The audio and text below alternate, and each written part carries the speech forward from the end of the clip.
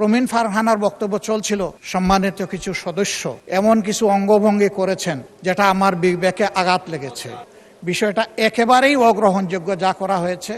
আমি এটার জন্য দুঃখ প্রকাশ করছি এবং আমি এটার নিন্দা জানাতেও বাধ্য হলাম। কোনো সংসদ সদস্য যখন দাঁড়িয়ে কোনো কথা বলবেন, তা নিয়ন্ত্রণ অথবা তাকে এলাও করার একক এখতিয়ার হচ্ছে মাননীয় স্পিকারের।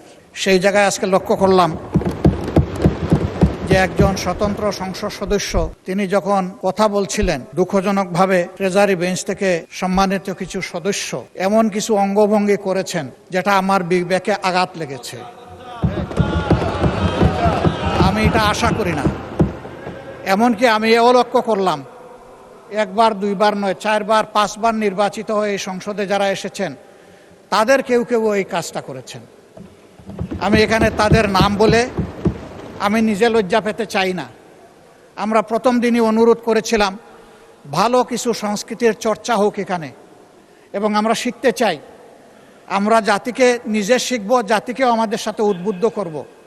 মাননীয় স্পিকার, আজকে 2 বারই লক্ষ্য করলাম যে ট্রেজারি বেঞ্চ যেখানে আপনাকে সবচেয়ে বেশি সহযোগিতা করার কথা, সেখানে আপনি বারবার অনুরোধ করা পক্ষেও তিনারা চালিয়েই যাচ্ছেন। আপনি মাইক দেন নাই, তারপরেও সংসদে কি হচ্ছে আমরা কিছুই বুঝতে পারছি না। আর শেষমেশ যখন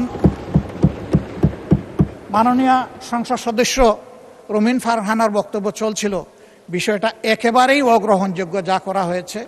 আমি এটার জন্য দুঃখ প্রকাশ করছি এবং আমি এটার নিন্দা জানাতেও বাধ্য হলাম।